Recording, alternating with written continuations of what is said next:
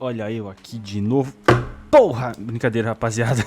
E aí, como é que vocês estão? Beleza? Sejam bem-vindos a mais um vídeo. Primeiramente, eu queria pedir desculpa, eu fiquei 2 semanas aí sem vídeo. Eu fiquei basicamente fudido essas 2 últimas semanas, sem tempo e doente. Então, não teve como fazer vídeo, mas voltamos. Tamo de volta. E já de cara eu queria agradecer de novo. Vocês são fodas. O meu último vídeo também bateu um feedback absurdo, ok? É muito like, muito comentário, não dei conta de responder todos. Batemos os 100 inscritos. E eu sei que pra você que tá do outro lado, porra, foda-se, 100 inscritos, tá ligado? O primeiro canal começou a ter o quê? Um mês? E eu postei 4 vídeos, 5 vídeos, pra mim isso é bom pra caralho. Enfim, chega de falar merda, vamos pro conteúdo, não gosto de enrolação. Rapaziadinha, deixa eu perguntar pra vocês. Vocês lembram dos Gold Times aí da franquia Need for Speed ali nos anos 2000 até uns 2007, 2008? Talvez algumas pessoas que estão vendo esse vídeo nem eram nascidas, cara. Então esse vídeo aqui vai ser um tipo de nostalgia pra quem é da velha guarda e um tipo de apresentação também pra quem não pegou essa época, beleza? E pra rapaziada nova também vale a pena avisar vocês, né, que isso aqui que eu vou mostrar agora é um jogo de corrida bom de verdade, ok? Isso aqui. Não isso aqui, tá? E eu também vou deixar avisado pro pessoal que esse vídeo, tirando a parte que eu falar de fatos, outras situações no jogo, etc, ele é um vídeo mais opinativo. Pra mim, o Need for Speed Carbon, ele é o melhor Need for Speed. Eu sei que muita gente vai falar que prefere Most Wanted, Underground 2, etc. Não tem problema. Ambos são jogos muito bons. Eu diria que a tríade ali dos melhores Need for Speed é, não necessariamente nessa ordem, é o Carbon, o Most Wanted e o Underground 2. Eu não julgo você se você gostar de um desses três, a não ser que você me diga que gosta, sei lá, prefere o Hit, sabe, alguma coisa assim. Aí eu vou te julgar, desculpa. Eu tentei jogar o Hit, não deu. Mas enfim, bora parar de enrolação que eu não gosto disso. Vamos pro conteúdo.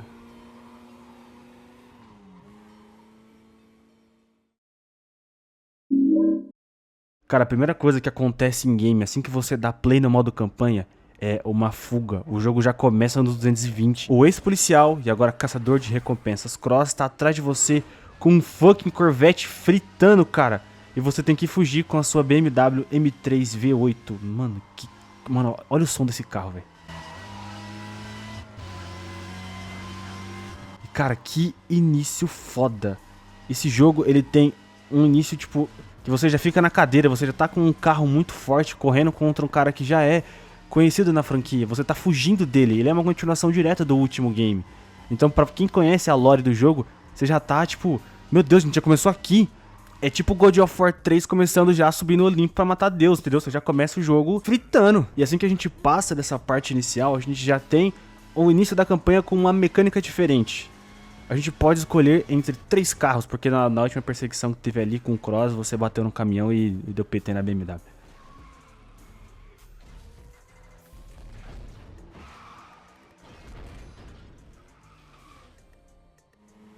Se você começa com um Mazda RX-8, você inicia na cidade de Palmont, automaticamente. E seu primeiro boss será o Kenji, que tem um RX-7. Se você escolhe o Camaro, você inicia em Campton. E o seu primeiro boss vai ser a Andy, que tem um Charger RT. Sim, é o mesmo carro do Toretto. Eu sei que vai ter alguém pra comentar isso aí. Se você escolhe o Alfa Romeo, você começa na cidade de Fortuna. E seu primeiro boss vai ser o Wolf, que tem um Aston Martin DB9.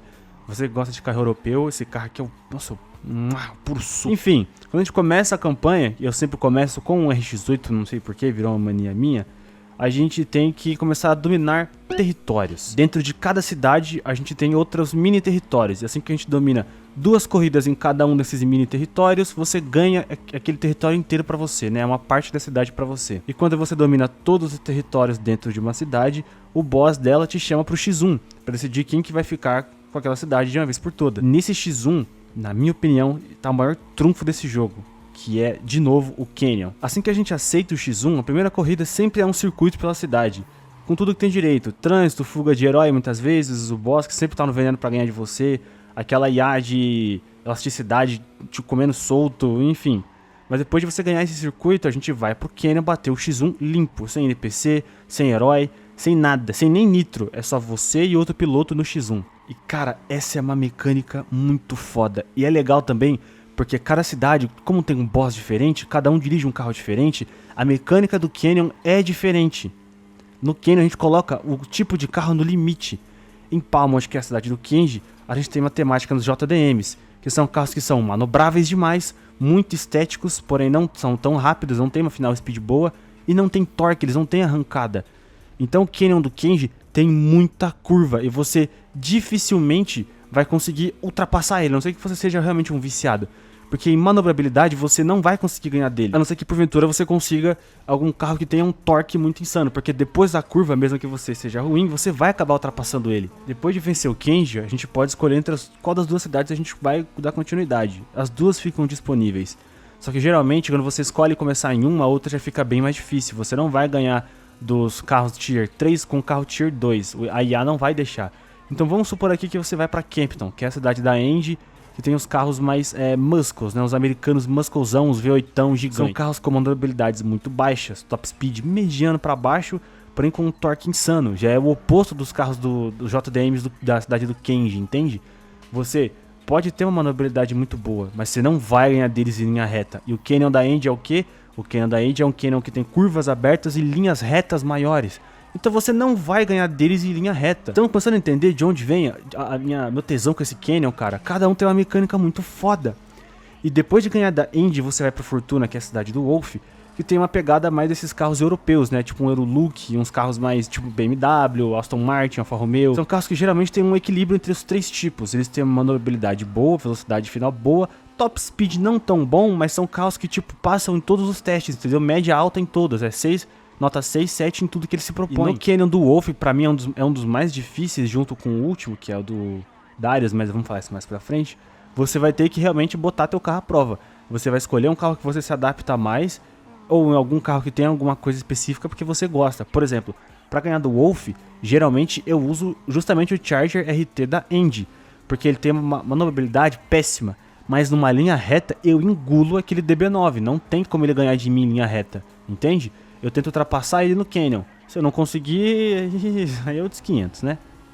E caras, a última cidade é a Silverton, que é a cidade do Darius, é o último boss do games. E lá a gente tem o auge de tudo. E lá a gente tem todos os três tipos de veículo. A gente tem carros muscles, muito fortes em todos os sentidos, bons de curva, bons de reta, bons de tudo. O próprio carro do Darius é um Audi Le Mans 4. Nossa, que carro maravilhoso. Aqui, inclusive, é um carro protótipo, se não me falha a memória. Ele nem saiu pra real life, né? Foram só realmente protótipos. Você não pode comprar um carro desse. E, caras, nossa, cara. Que delícia que é essas mecânicas de território, de canyon, de cidade.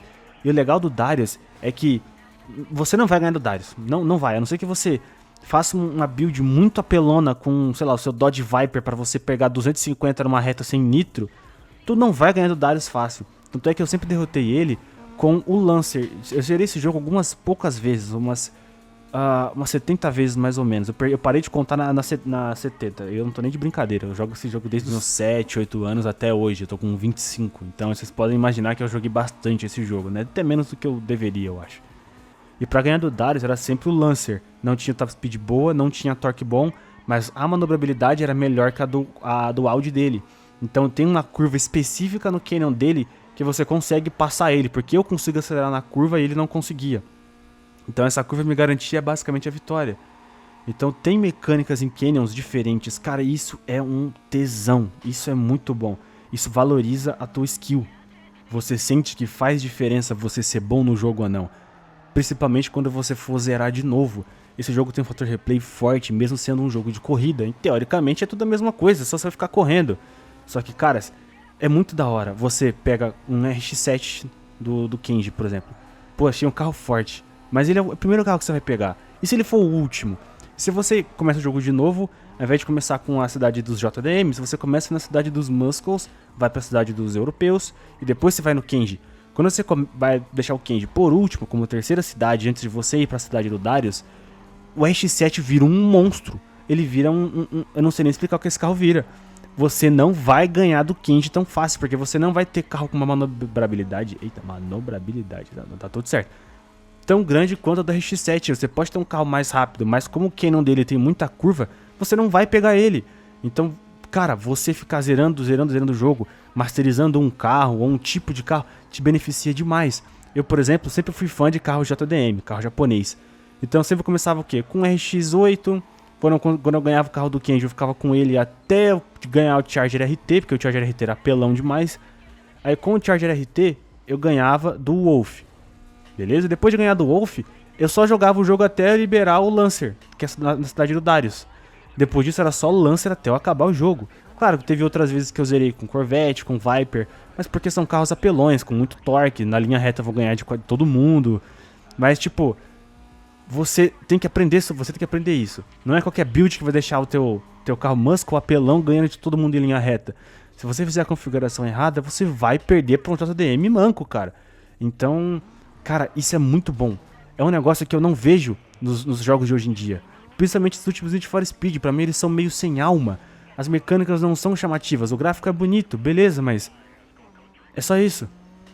Inclusive, pra mim, o segundo grande trunfo do Need for Speed Carbon é o modo de drift dele. É muito bom, você tem como fazer drift de 3 jeitos diferentes. Uma pista específica de drift, mas não parece um percurso normal de uma corrida, só que você vai ficar derrapando. Você tem drift no Canyon, que aí já é um negócio perigoso, já é um negócio mais complexo, mas que dá uma vibe bem Velozes e Furiosos 3, sabe? É bem da hora. E tem como fazer drift na cidade, mas isso aí geralmente é só mais pra frente, é só na cidade do Darius, se não me falha a memória. Cara, essa mecânica de drift é muito boa e o drift é muito bem feito. Você pode estar com o carro todo gripado, ele ainda vai derrapar bem. Claro que não tão bem quanto, por exemplo, um Muscle ou um carro que você vai preparar pra isso, mas ele vai derrapar da hora.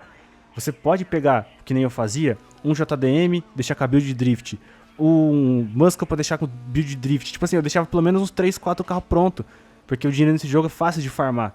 Então, cara, esse tipo de detalhe pro modo de drift, você pode fazer builds diferentes, com carros diferentes, isso é muito bom. Isso te instiga a literalmente descobrir o jogo. E é coisa que eu não vejo nos de hoje em dia.